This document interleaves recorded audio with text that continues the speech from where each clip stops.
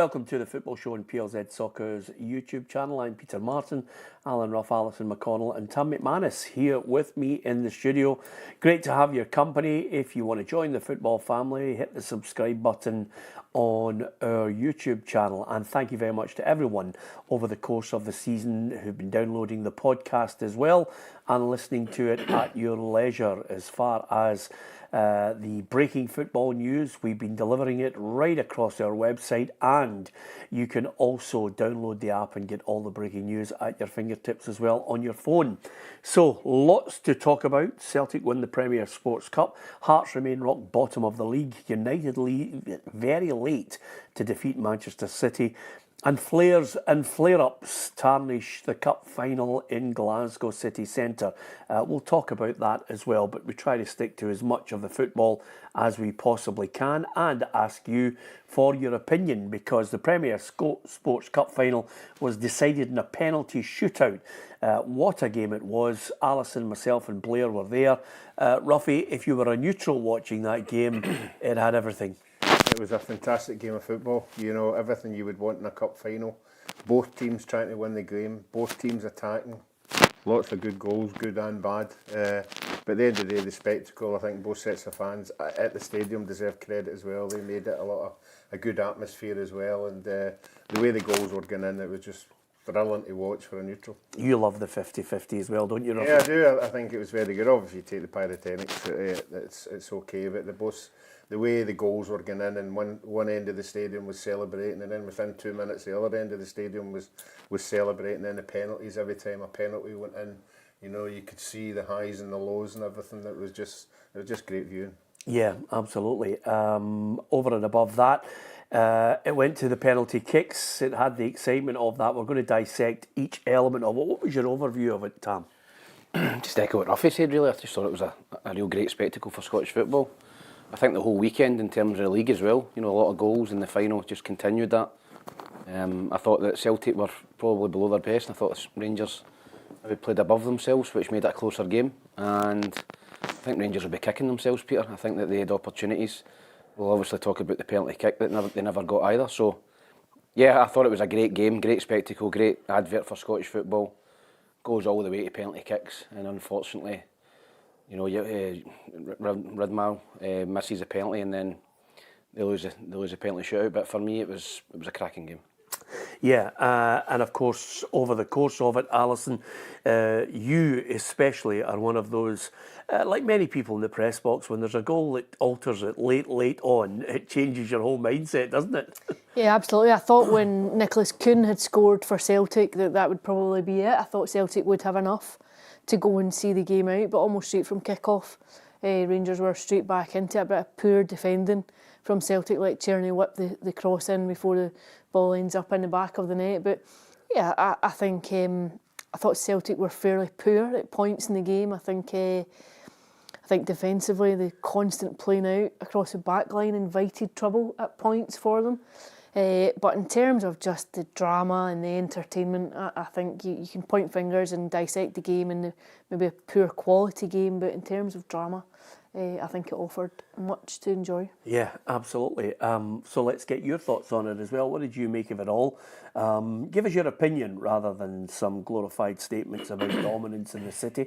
It's always helpful to know what you actually think of the match. We're going to dissect it. We'll give you an opinion. You might like it, you might not. First of all, the most important people, the managers. Philippe Clement came into the press room at Hampden Park and immediately highlighted the penalty that wasn't given. Football can be amazing, great and amazing fun. It can be very cruel. This was a really cruel one. I think my team deserved more today, creating more chances than the opponent, coming back in a good way, and then losing with penalties at the end. It stays a casino game at that moment. But also I don't know if you saw the images back, but my phone is overloaded with the penalty situation with Cherny. So I get hundreds of messages now about that. So that's also a really decisive moment in the game. Okay. in the stadium, and I can give you, try and give you as much of a balance as possible on this. In the stadium, there were no real mad shouts. Certainly wasn't an acknowledgement from anybody in the press box looking at it as if it was a main point of consternation, the penalty that wasn't given. We certainly thought it was a Stonewall foul, and you didn't get a chance to analyse in any great detail because the match was like 100 miles an hour.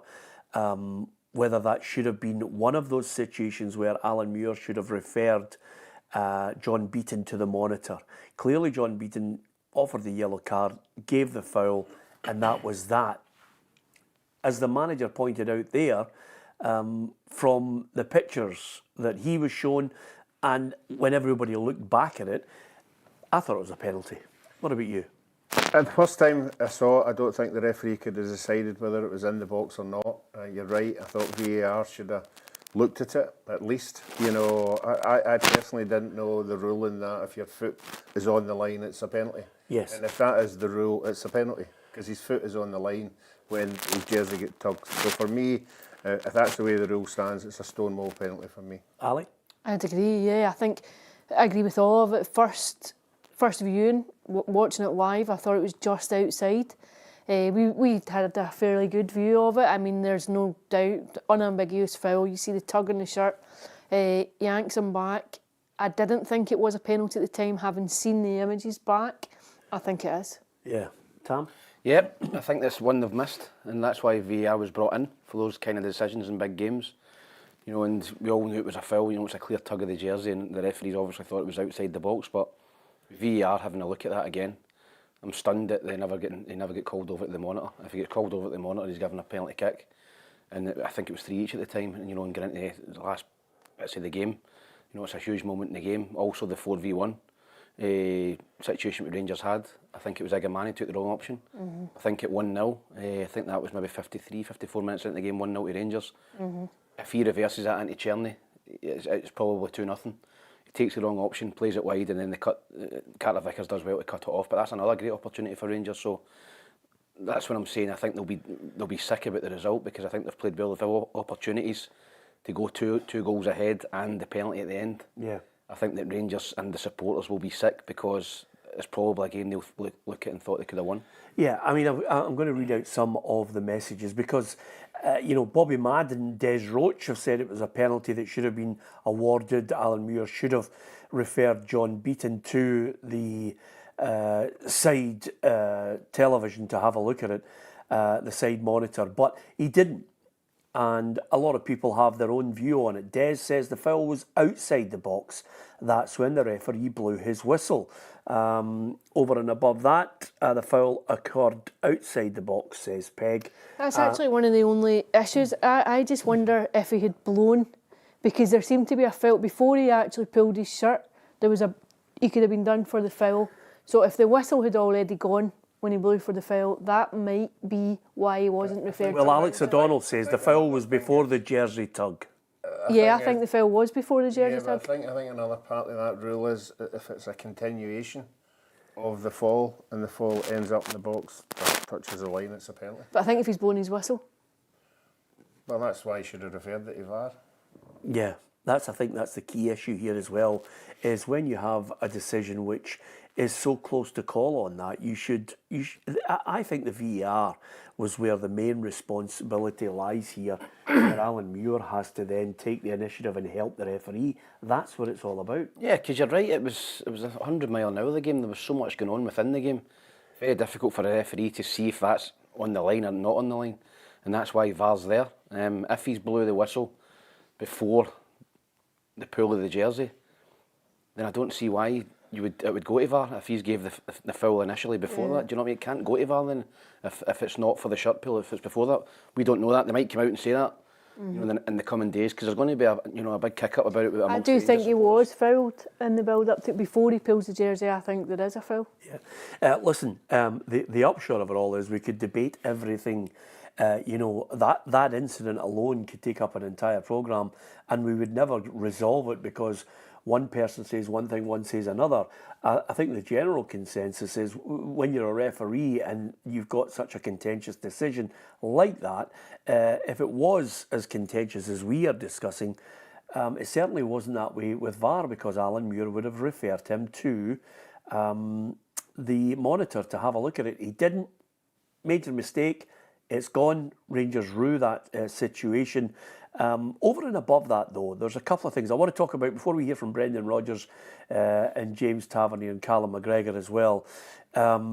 Let's pick up on the overall game. First of all, as ever, as Alison mentioned, one of the things that was abundantly clear in this match, Tam, was Celtic playing this constant build-up from the back, which Rangers basically changed their strategy to say, right, if you're going to do that, we're going to really press you.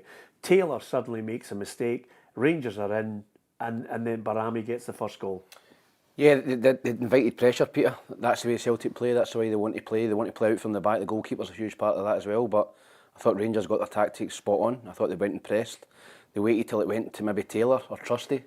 You know, I think they're maybe not as good on the ball as the other guys there, and they went and pressed those two in particular. You know, Trusty obviously gets subbed. Taylor had a nightmare of a game, obviously redeemed himself a bit with the goal. But yeah, I thought Rangers got their tactics spot on. They changed it from what they usually doing against Celtic, and they got joy from it.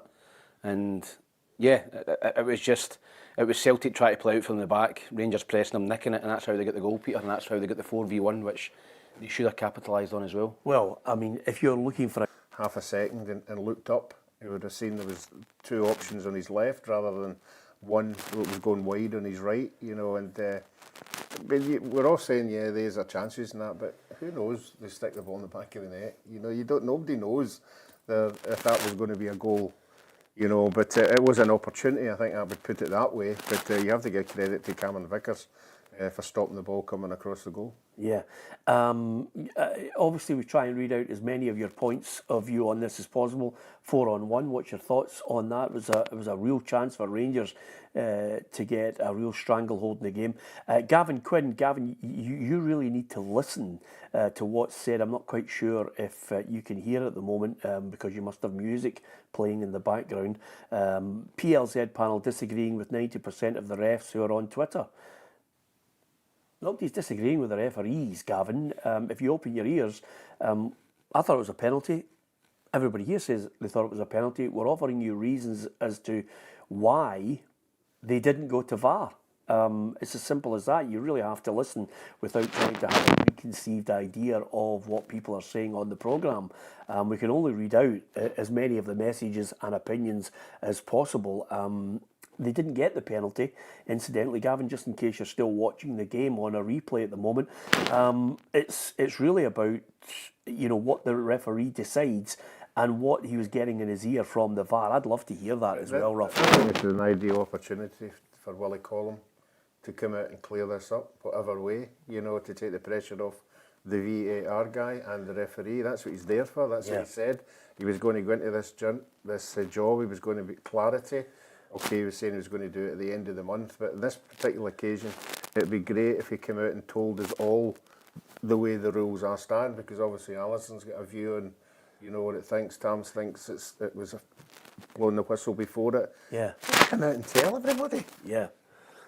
Tell us, because I don't think we all know the rules 100%. We can all have an opinion on it. I don't think we know the rules 10%. Yeah, agree. I think the point here is the referees are there to referee the match. The VAR officials are there to help the referees get the percentage higher on decisions right. Not them all, because it's human error will also afflict a VAR person as much as it does a referee and a match official who's on the sidelines. So it's there to try and increase the percentage of getting things right. I think you're right. I agree with you. I think Willie Collum should come out and say, okay, here is the situation. Here's what was said by the VAR in that particular incident. And here's why there wasn't a reversal of a decision, or indeed there wasn't even a consultancy to say, look, have a look at it, you might have got it wrong. Please don't come out and say it was a penalty. I'll not be doing well at all. Well, to be fair, that's what you want to hear what conversations go on, and the referee can make his call. The referee ultimately, and this is what we've all called for consistently, Ali, we want the referee to referee as much of the game as he possibly can, not to be refereed from somewhere in Easterhouse.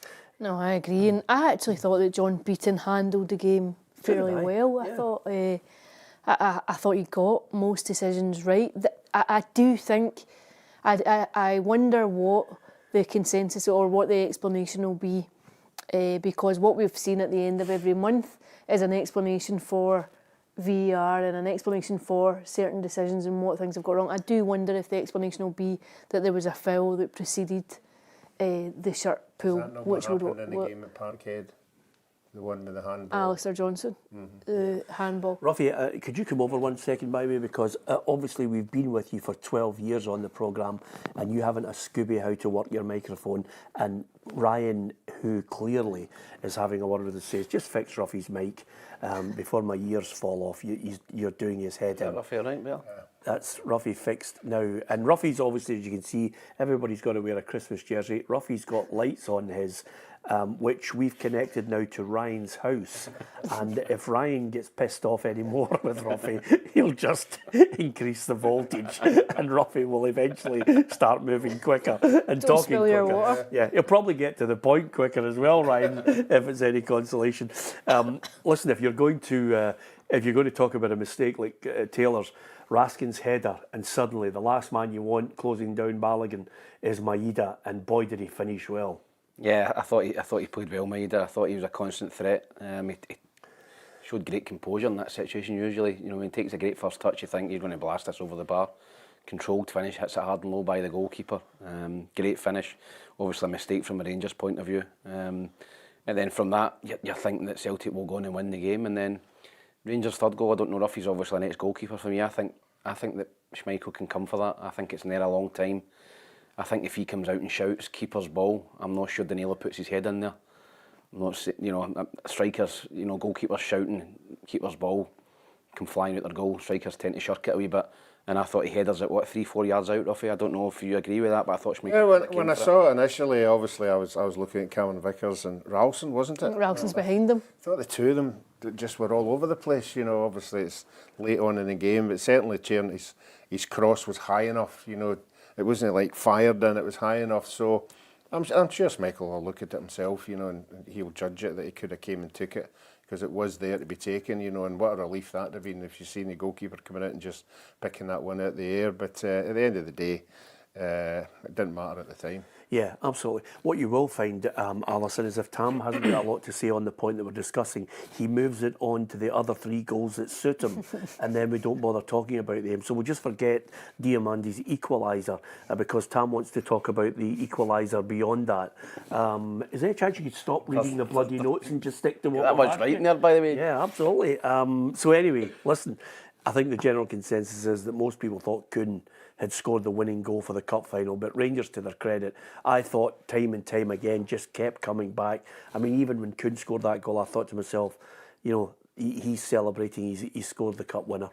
Yeah, I think so too. I think every Celtic fan in the stadium thought it was probably over with. I think at that point, when you look at the way that Celtic can take a grip of these games and just see it out, I think, 87th minute? I think 3 minutes of regulation time to go. I think you just expected Celtic to keep the ball, but of course Rangers came at them. I think if Philip Clement is looking at it, he'll be pleased. He'll draw some satisfaction over the next couple of weeks at the resilience within that side. I think Rangers remain limited in certain areas. I think there'll be a huge frustration that on a day when Celtic didn't perform well, they still walked away from Hampden with the cup. I think that will take a while to dissipate. However, when it settles, I think you will be pleased that there was a bit of spirit about the performance, having gone behind to 2-1, having gone into the interval ahead and then gone down to 2-1, 2 goals in 5 minutes or so, that they came back again. And then again, I think if you're drawing a positive from it, that will be one of them. But I think it will be a sore one over the next couple of weeks. It will be a really, really frustrating one, because I'm not sure that Rangers will have a better chance of beating Celtic in a game like that than what they did yesterday. That's now the last two finals, Peter. I think Celtic have been well below their best, and Celtic have still won both of them. That must as Alison said, that must irk not only the players and the manager, but the supporters when you're thinking, Celtic are not their best, they're here for the taking, and we still can't beat them in a big game. Yeah, well, this is what Brendan Rodgers had to say about overall the result is everything. It's maybe my 20th game, but I always treat it like the first and prepare that way. So, but as I said, it's all about coming out on the other side, and the guy showed a big heart to come back from being behind in the game, and then to obviously show that composure in the penalties. And the most important thing is being at the podium at the end, and they achieved that. Yeah, it's the result that is all that matters in the end as far as Brendan Rodgers and many of the players are concerned. And of course, as you mentioned there, and I think it's been splashed across most of the media, when you start counting trophies, this graphic is painful, and I think will be painful for a number of Rangers fans who look at it now and see that the overall total roughly in trophies is 119 to Celtic and 118 to Rangers, with Celtic now closing in on a 55th title. If they blow it from an 11-point advantage, it would be, the mother of all collapses. Yeah, it certainly would, and it's the kind of thing that fans hang on to. They like a bit of banter about who's got more than the other, and obviously Celtic have got the upper hand down. They'll be the one that will be talking about it. I don't think the Rangers supporters will be talking about it as much now, but obviously the league's coming up as well. So still a lot to play for, and I'm sure Celtic will be wanting to go 2 ahead when Rangers will be trying to catch them. Yeah, Michael Taylor says, I agree with Alison. Rangers blew a big chance yesterday. Celtic were there for the taking, but defensively poor again. Some soft goals conceded. And James Tavernier reckons that the team, slowly but surely, are closing that gap and getting better. Obviously, improvement in our team, how we're working well as a team together, especially the past couple of weeks. So we've just got to continue working hard and keep pushing. Obviously, the young lads they're coming, in their own performances now, and we're really seeing big talented players that are coming and showing the skills. So we've just got to keep, obviously pushing that. Well, the ultimate thing for Rangers and the players is to take a lot of positives from it, Tam, because now you're suddenly saying to yourself, okay, well, the tactics that they got right, they pressed, they were able to capitalise on mistakes, they made a real game of it, even when they went behind, they showed that great spirit, and ultimately were undone by 1 penalty. So that should serve them well looking at January the 2nd, home ground, home advantage. I still think we're on no fans in January. I think we're still on no fans. So the whole place is going to be full of Rangers fans.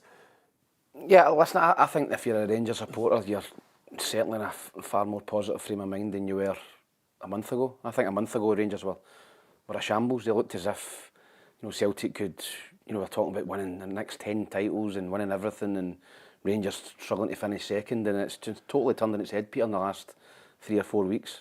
I think from that Dundee United game at home, they've went to Olympiacos, they've got a great result, they beat Nice, they smashed Kilmarnock, they've ran Celtic close, they've drew with Spurs. I think if you're a Rangers supporter, you think, well, maybe the gap's not as big as we thought it was. Maybe we don't need a massive rebuild in the summer. Maybe we can just keep chipping away and get closer to Celtic. And I think on the back of that performance yesterday, Rangers supporters will think there's not a lot in it.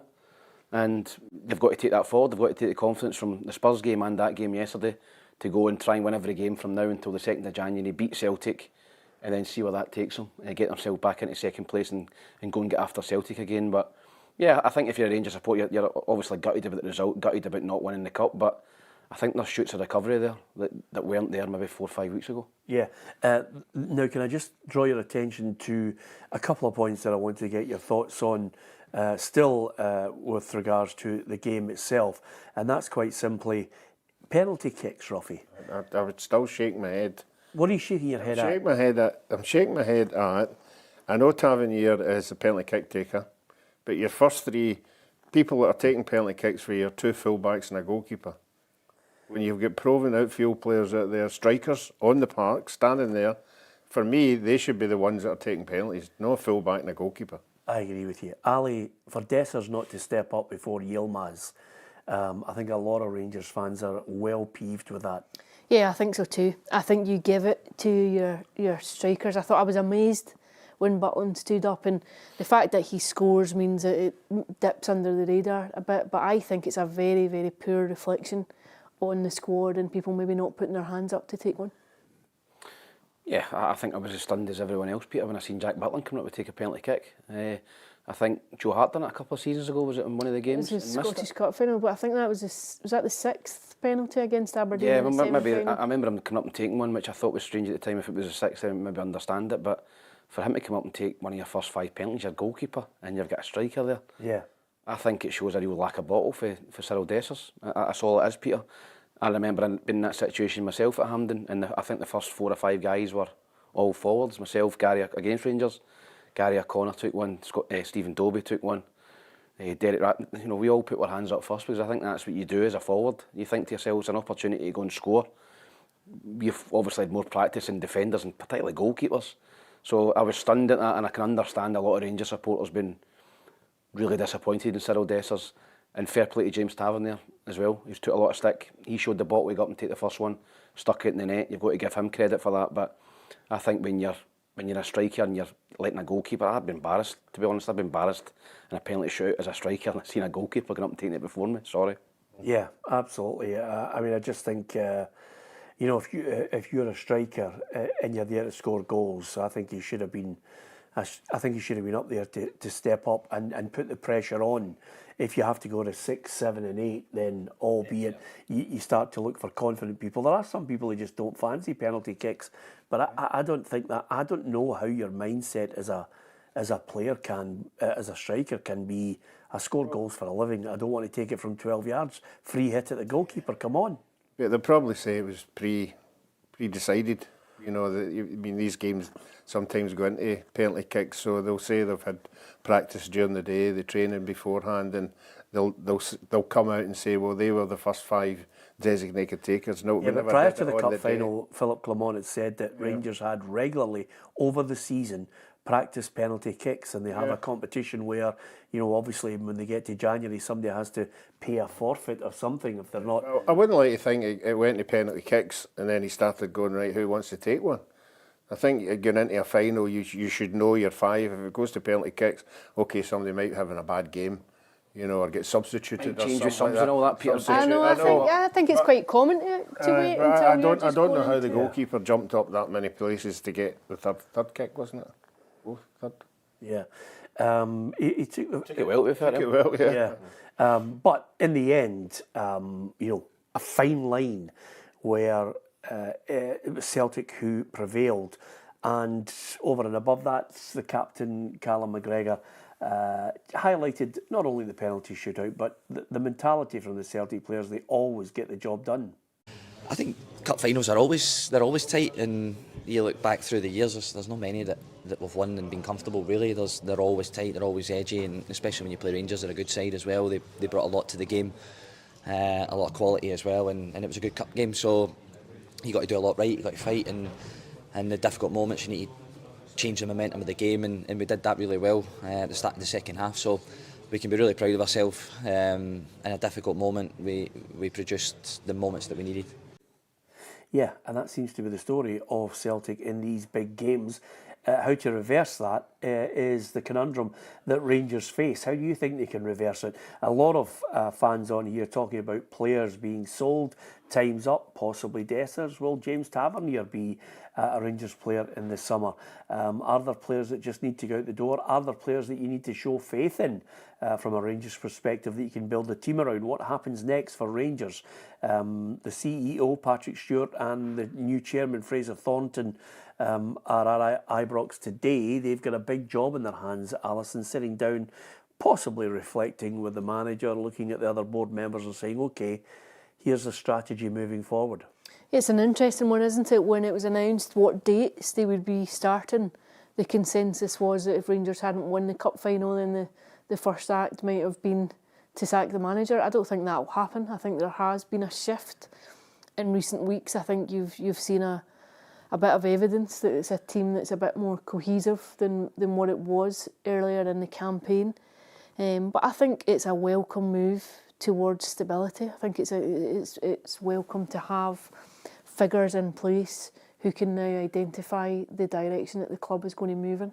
Yeah, and what changes do you think they need to make, Tam, as they move forward now? What do you think is the priority when Philippe Clement sits down with the board and said, look, January, we're 11 points behind. You know, we've got to go one game at a time. We've got one major trophy where we've got a big chance to win that, which is the Scottish Cup. And of course, there is also the priority of trying to extend the European run. Yeah, I think first and foremost, Peter, they've got to try and generate money. You know, they've got to try and generate money into the club. There needs to be a bigger pot for the manager to go and get players in. You know, we all know the financial advantage that Celtic have got over Rangers. So first things first, can we bring more money? And secondly, the most important one for me is recruitment. I think that's been miles off it in terms of Rangers for the last couple of seasons, and that's where they are at the minute. I think they've got to give the manager time. We spoke about after the Dundee United game, the draw. I thought he was on his last life. He's certainly improved since then. The team's improved. You know, he said that judges in October and November. Maybe it's a little bit after that, but you maybe think, well, maybe he had a point. Maybe we're starting to get players back. They are. Danilo's coming back. Agamani's been a find. He's coming into the team. So, as I said, 4 or 5 weeks ago, if you're a Rangers supporter, there's no light at the end of the tunnel. You're just thinking, where is this club going? We're struggling for second place. But now, 4 or 5 weeks later, you're thinking, right, okay, we're not as bad as we thought we were. We can get into second place very shortly above Aberdeen again, start chasing Celtic down. We've showed we can match them in a one-off game. Maybe things are not as bad. So, yeah, I think, as I said to you, from now and from 4 weeks ago, things are a lot rosier at Rangers on and off the park for me. I think if you're listening to the manager on a weekly basis and you listen to what he has to say, there's not a lot of money. He wants a striker. He's on record as saying, you know, they'll need to get somebody to get goals for them as well. There are a number of fans who will look and say, right, time's up for some of the other players. Dessers is not the long-term view, so they'll need to get somebody in to score goals for them. In my mind, they need an enforcer. They need somebody in the middle of the park who absolutely gets what it's all about, who can actually drive that team forward at times, and I don't think they've got that, Ruffy. No, well, I think the benefit of yesterday's game was they have identified how big an influence Callum McGregor's got in these games. They got somebody near him or about him. You know, they stopped the build-up for Celtic at the back because they knew he was going to come into a part of that build-up eventually. So they got somebody beside him so he couldn't influence the game. So they got that right, you know, but I don't know what kind of player, the money you're talking about getting in there, because as you've said there, every time he goes on record, we need new investors, we need new money, we need new money to come into the club. So I'm supposing the people that they brought in are the people who are going to pull the strings to bring these investors in. So I think the Rangers supporters will just have to wait and see if the new chairman and the new CEO are going to do that. Yeah. Over and above that, let's not forget also, and I think it's only right of us to highlight, as we dissected the game and looked at the Rangers situation, thank you to so many of you for offering your point of view on the game and of course the predicament from a Rangers perspective, but what about from a Celtic perspective? Because you can talk about Rangers closing the gap and getting closer to Celtic. You can talk about what they need in a January transfer window with a new board, and if there is indeed money there to try and help the manager. But what about Celtic? That bank balance is enormous and it's ever increasing. And you have a manager who's looking and he's saying to himself, well, there's another trophy in the bag. Incidentally, Callum McGregor, 23 finals, hasn't lost any, Alison, which is incredible. James Forrest now 25 major honours, level with Bobby Lennox. I'm sure James himself would not put him in the same category as Bobby Lennox, but it's a tremendous achievement for them. What would you do if you were Brendan Rodgers going into that transfer window? Because everybody's presupposing that Celtic are going to stand still, which clearly they won't. I think there are areas of the pitch that need to be strengthened. I think they probably need a left back. I think he'll want to. I think that would be probably a matter of priority. It's interesting. The Kieran Tierney rumours seem to gurgitate all the way through the summer. It would be interesting maybe to see if there was any movement in that at all. Obviously, he's on a huge contract at Arsenal still. Whether or not when that comes to an end, a natural end at the end of the season, whether there would be scope for a return to Glasgow. But it's been a persistent rumour that has circulated in recent months, and I certainly think if that doesn't come to fruition, it's certainly an area of the park that Celtic will be looking at. I also think that they could possibly be looking at another striker too. Yeah. Just from a personal point of view, I think they'll probably announce at some point that Kasper Schmeichel is going to extend it for another year. If it was me looking at what Brent's, they're going to get it. I mean, barring a catastrophe against Young Boys, they're going to get a playoff game. I would go left back, stronger centre half, and a striker. I think it's maybe somebody in the left wing to compete with Maida as well. I don't think Celtic need a lot, Peter. Left back definitely for me. Taylor I thought was really poor yesterday. Celtic fans never been convinced by him. Okay at SPFL level. When you step up into the Champions League, I think he gets found out a little bit. So a left back, and there's obviously rumours of the boy Valley going back to Barcelona. So I think left back, Peter, for me would be a priority. Lennon Miller at Motherwell is one maybe for the future. They might look at. I know there's a lot of clubs looking at Lennon Miller. I don't think he's into the Celtic team now, but would Celtic sign him for, as a long-term successor? Somebody like Callum McGregor, possibly. I think he's an excellent young player, so maybe in the market for him or a younger player. But I don't think Celtic need a lot, Peter. Maybe a left back. I don't think the way Celtic play with the one and the two wide that they need three. I think that they've got. I think they're talking about the young boy Johnny Kenny coming back from Shamrock Rovers, who's been really, really positive, done really well, scored goals in Europe for them.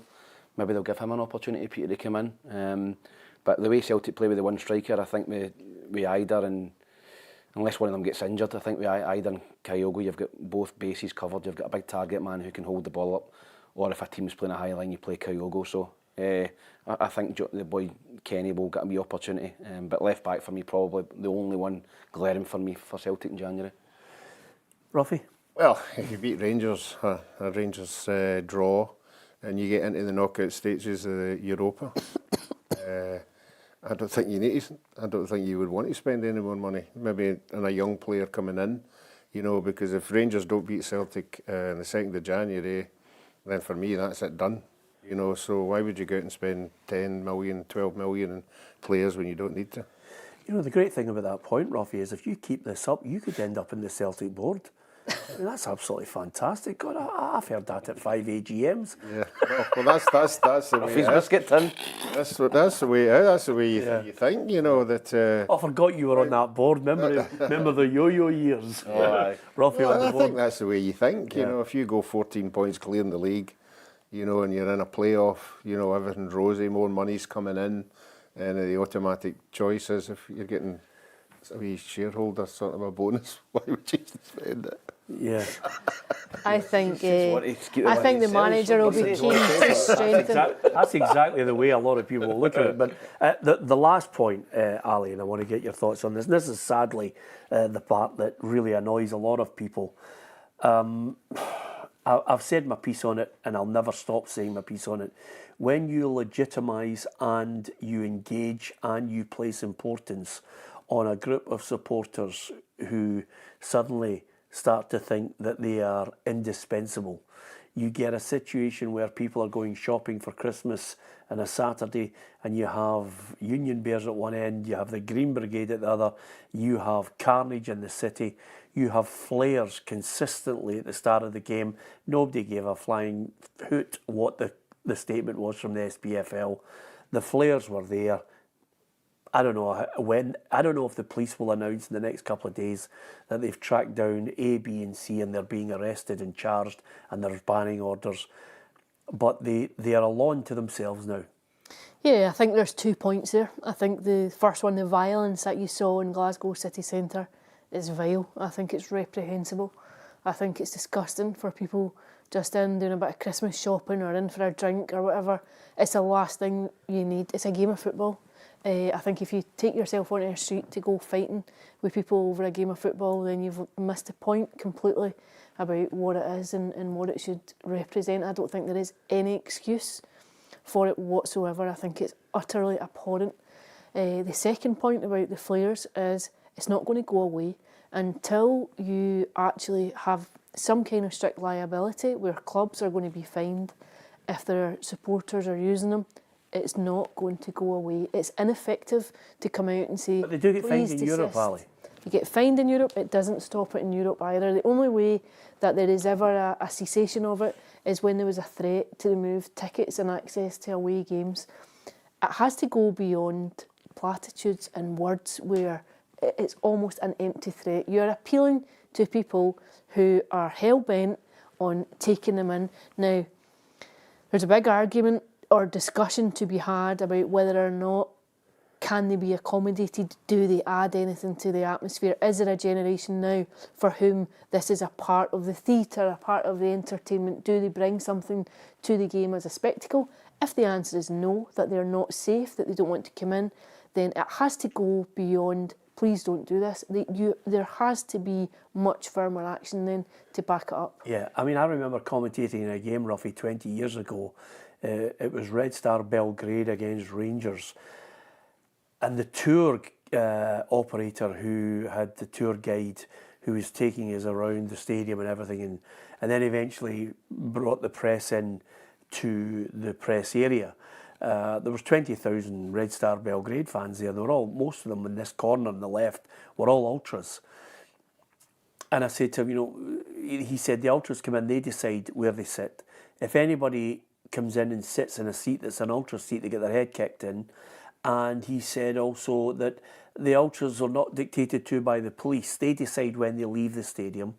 And it was just basically a group of people who'd formed their own army. And that was that. And I looked and I remember thinking to myself, oh, bloody hell, man. Can you imagine that happening in Scotland? But now you have a situation where they're walking about, they've got balaclavas on, they've got face masks on, they're an intimidating lot. I was just going to say that. The people who are charging about Glasgow aren't the football supporters, they're thugs. Yeah. They're no football supporters. Any football supporters, as you say, don't go to games with masks on. They don't go with balaclavas. They go to cause trouble. So, as Alison's right, that somebody has to put their foot down and say, right, this has got to stop. I don't know how they're going to do it, but it's spoiling the image of both of the clubs. Totally agree, Peter. You've not put the nail on the head there. It's one of the ones where something needs to be done about it, or else it's just going to continue. You need to start taking points from teams, banning away supporters. That's the only way they're going to stop. If not, like you said, that SPFL, the other day, the statement they put out, they paid no heed to it. They just went out and done what they usually do. It was entirely predictable, though, that would happen. Yeah. Until you have a course of action as a consequence, and that is no one's going to adhere to it. Or you're paying lip service to a problem. It has to go, if you're serious and you don't want it, then it has to go beyond simply saying, please don't do it, because you've seen it across the last 4 or 5 years, repeatedly. In terms of the violence in town, I think it's an embarrassing reflection upon both sets of supporters. It's appalling. Who would be a police officer in the city centre? And also, it's not even who would be a police officer. Who would be a normal person? It becomes a situation where it's a no-go area if the teams are meeting. That's not on. You cannot dominate a city with football fans, or when they're playing, say, nobody else can go and enjoy the facilities of the city centre in the build-up to Christmas. It's disgusting. There's a real arrogance to it of we're going to mark our territory and take over it. No. And I think what you need is the clubs to come out, to distance themselves from this kind of behaviour, and also to say, we are going to take charge of it. We're going to have a look at the people who are coming into games, and if there's been anyone who has a record for fighting or anything like that, you don't have access to the ground. Yep, you can give us your thoughts on that as well. Just luckily for us that all the planes are running according to their timetable, Ruffy, and the flights to Prague for our Christmas party look as if it's all A-OK, so we'll be fine. We'll just go in there. Surprise! I didn't know about that. I like surprises. No, I was telling you. Invitation only. You're not going. Is that a pub called the Prague in Glasgow? Something I don't know about. Yeah, possibly. You got your copy, but we never went to Germany. Yeah, absolutely. Just keep going. Get over it. Real loyalty here for the first time for me. Yes, absolutely. Here's the table for the SPFL, and the reason why I'm showing you it is because of the changes. And again, Hearts still rooted to the bottom there. St Johnstone, Ross County, Hibs, everything rosy in Tam's Garden there, 15 points. And at the top end there, well, not much change because Celtic and Rangers were playing. Aberdeen had the weekend off. And as you can see, after all the kind of a worry over Motherwell, suddenly they've climbed up to 4th. And of the games that were taking place over the weekend, Kilmarnock against Hearts, Robbie D sent off. That's a 6th red card in the league, 7 in all competitions. I don't think Derek McInnes was too happy. He's highlighting the fact that he reckons so many of the managers they're just looking at the referees and saying, they're so inconsistent. One week there's a decision, the next week it changes. Yeah, but I don't think any complaints about that. I thought it was a shocker, Peter. So did I. Bad tackle.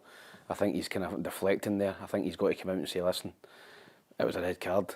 And, you know, 6 red cards, Peter, and that's killing them. That's killing their season. You know, they won the game yesterday, obviously, and great performance, defensively dogged. But that's a rarity to win a game with 10 men for 85, 86 minutes. So, yeah, the referees are inconsistent, but he's got to have a word with his players, because if you look at it from the outside and looking in, you're thinking 6 red cards before Christmas. There's a discipline problem at Kilmarnock. You know, I don't think there is, but that's what people will start to think now. They think that they can't control the players, and they're lunging into mad tackles like that. So I thought it was a Stonewall red card. Fair play to Kilmarnock for winning the game after that. Bruce Anderson scoring the penalty.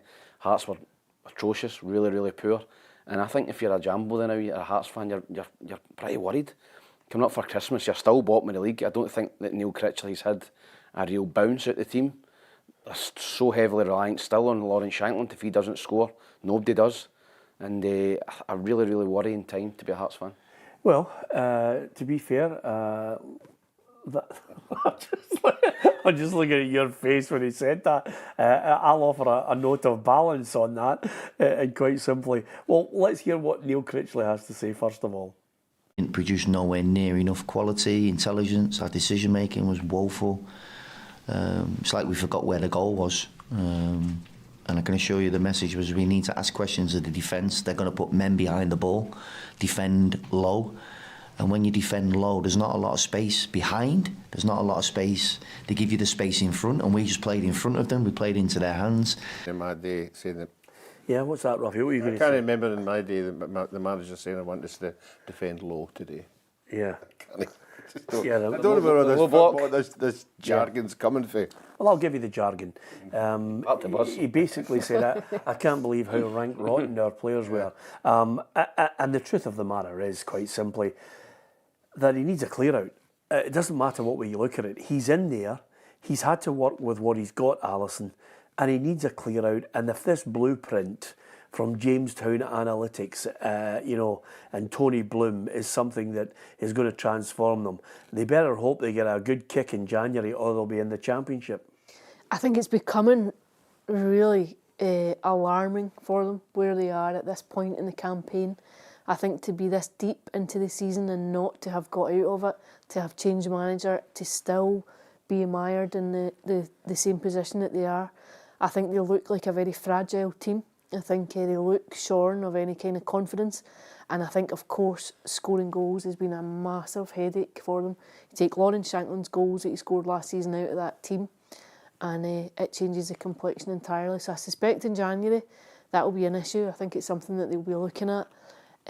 But they need something. They badly need something. Yeah, and if you are, in contrast, looking at what's happening at Hibs, suddenly, from the worries of a couple of weeks ago, he's getting the results. My God, if they don't score one penalty, they're getting another one 2 minutes later.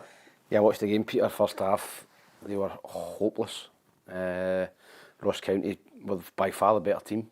Started the game well, went 1-0 up. Hibs were terrible. No cohesion, didn't create anything, and then right on half time, I understand Don Cowie being angry because I think they'd played 5 minutes injury time. Went up on the board and Hibs scored after that. Right on, and that changed the whole complexity of the game. From Hibs getting booed off, the supporters were quite happy, not with the performance, but they're getting level pegging. And in the second half, Hibs were much better. Eli Johan had one of the best games I've seen him playing, scored and created a goal. And Hibs looked again, a threat in the final third, deserved to win the game. They had to hang on at 2-1. Ross County were bombarding them. I think they had 15 corners. Bombarding the goalkeeper who stood up to it. And massive result for Hibs, Peter. I think if you lose that one, you're similar to Hearts. You're thinking, we're in the relegation battle. But I think looking at the Hibs and looking at the quality they've got, I think they can start to push towards the top 6. Yeah. Oh, interesting. David Gray was full of praise for LEUN. I think that was just a natural thing that happens on the pitch. I think obviously Nicky had scored his last one, which is why he stepped up to take this one. And then naturally, he's obviously passed the ball and Ellie wanted it. So if someone shows that desire to take the responsibility in the moments, I think it shows they're confident, it shows they've got the belief in themselves to step up and do it. And especially at such an important time of the game, especially the fact we've just missed a penalty, it does take courage to step up in the moments. So credit for Ellie for that, and it was obviously a fantastic penalty. And as Tam alluded to there, adding time on, substitutions, the game not flowing. Referees do this. Sometimes you find now at the end of a first half you've got 4 and 5 minutes added on, especially at the end of games now. You're getting well used to 6, 7, 8 and 9 minutes being added on, and Don Cowie was raging. Spoke to the referee. There's 5 minutes of stoppage time first half. We go over the 5 minutes. The ball breaks. Johan looks to attack. He then plays the ball sidewards and he brings the whistle to his mouth to call time, because he's been told time in his ear. He's told me that he thought about blowing his whistle but didn't. And then after that, that's our responsibility. We shouldn't have conceded, but I find it hard to believe why he didn't just go for half time. Nice of him to tell the manager. That's the worst thing you can do, Ali. I think I'll tell him Ruffy, I think I'll tell him the truth. That brings that out in a press conference. Shock, in it, if a manager gets told the truth. Can he deal with it? Yeah, absolutely. And listen again, and it just shows you out with that top 3 at the moment, Ali. Anybody can beat anybody. Anybody can go on a run of 4 or 5 poor results, and then suddenly you get Motherwell up to 4th in a 7-goal thriller. There was goals flying in everywhere. Yeah, an immediate tone struck in the opening minute when we had the first goal, and then it was an incredibly open game, actually. Motherwell had gone in 3-1 up at the break, and then United got it back to 3-2 and then pulled it back to 4-2 and 4-3. Yeah, incredible drama, but I thought Dundee United were poor defensively. You see some of the goals that were lost, soft goals at points. Although that's not to take anything away from Motherwell. I thought they looked good. I thought they looked decent. Both of them on the front foot throughout the game. And yeah, it's interesting because there were points in this campaign where you're looking at Motherwell and thinking that they were maybe going through a sticky bit, and then all of a sudden you're moving up until 4th. Yeah, absolutely. And St Johnstone 2, St Mirren 3. And boy, if you're gonna win a game again, St Johnstone, Valakari must be pulling his hair out. Yeah, they're 2-1 up here with 10 minutes to go. They've got to try and see that game out. That'd have been a huge result for them. I think they're definitely playing better football, St Johnstone. I think they play a more attractive brand of football. You've obviously got to marry results with that as well. They've got to get results, but they're certainly more entertaining to watch than they have been. 2-1 up, but they've got to see that game out. St Mirren, as you know, they keep playing the final whistle, and they get the last minute goal, and the young lad comes on and scores, and I think his debut. So I think if you're a St Mirren fan, you're delighted. You've had a tough start to the season because of the European campaign, but you've now got yourself back into the top 6, and again, Stephen Robertson's shown that he's a really, really solid manager at this level. Yeah. The one thing I've got to highlight, and I feel it's to your detriment, Ruffy, and obviously we'll look at changing it in the new year, but quite a lot of people say to me, Tam just sounds like a really, really intelligent pundit, and he's growing in stature with that. But what happens is, because he's sitting next to me, he just reads every note. He doesn't even know who Evan Mooney is, but he then goes, young lad, 17, fires it out. He's like an authority. You'd think he could go on Question Time, whereas Ruffy's sitting over on that end getting dogs abuse on here if his microphone rubs. And meanwhile, the vacuum is just quoting every note that I've written down, Ali. I know, it's unbelievable. Anyway, Simo Valakari said, if they're going to get out of the mess, that there's no time to feel sorry for themselves. But that's football, If you start feeling sorry for yourself, we have a big fight in our hands. We need to win the games because the 3 points are so different. So there is no time to feel sorry or to be feeling down that we should have win it. We did not win it. And basically we did not do enough to win the match. So to be second bottom, it is tough, isn't it? I keep saying St Johnstone and Ross County, so they need Tony Bloom and Jamestown Analytics to come up with some big signings in January, get them up the table. You think they're in danger of going down? No, I don't think so, Peter, but you know, it's Christmas in the bottom of the league, so they're still in the mix.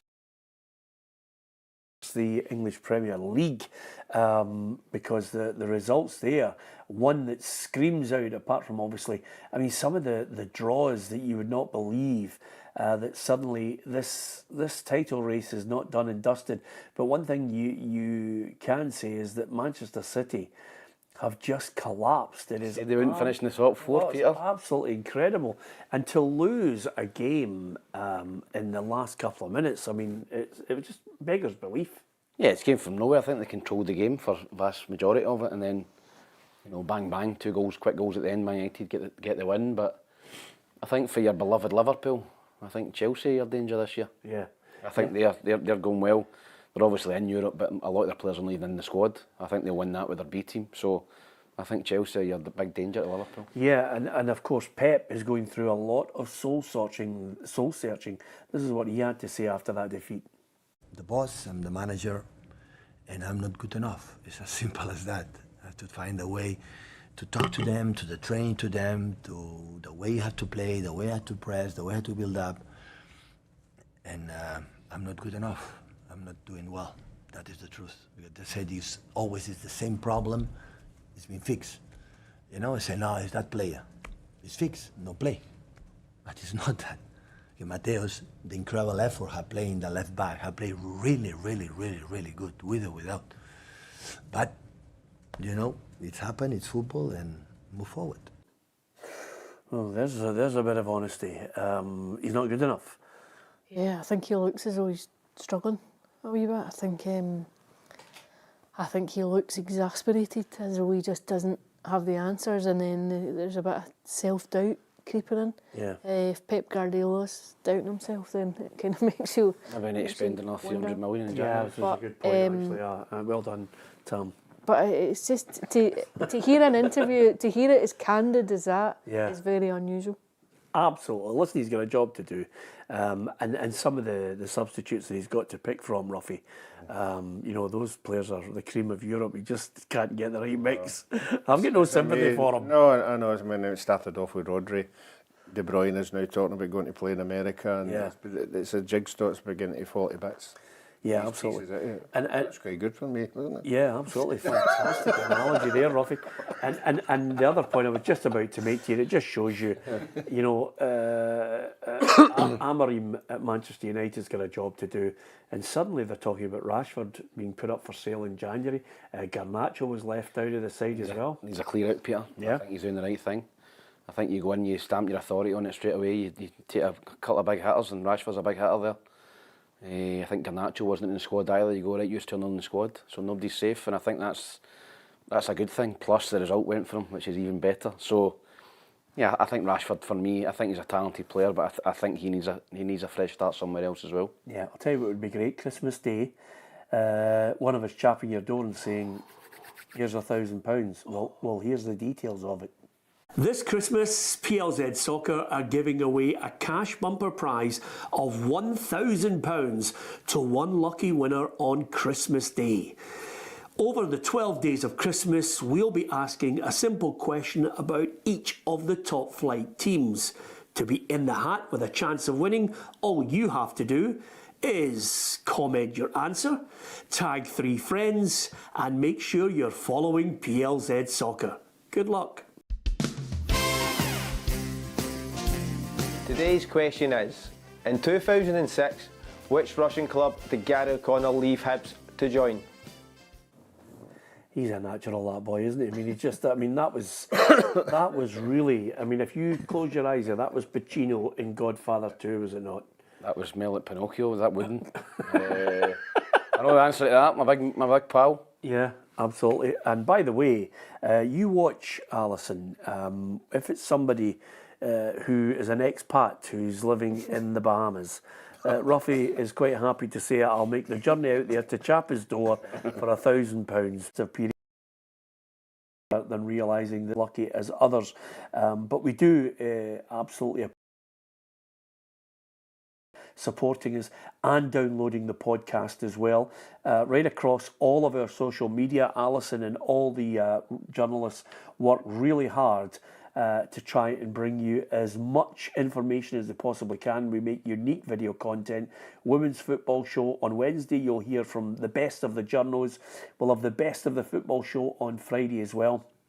Ruffy, Tam and myself with Blair, our reporter, will be on for a watch-along for Rangers against Celtic on the 2nd of January. That should be really, really interesting. I wonder if you'll be able to keep your head when others are losing theirs, Tam. Oh, I'll be very, very cool, calm, collected. Yeah. I don't know if Blair would be, but we'll see. Yep, absolutely. Ruffy, you looking forward to it? As you say, it's only a game. It's only a game. And on that note, I thank everybody for wearing their Christmas jumpers on a day like today. Ali's just says believe. It's as simple as that. And I think we should all believe in Santa at some point in our lives. From Ruffy, from Ali, Tam McManus and myself, Peter Martin, thank you for listening and watching.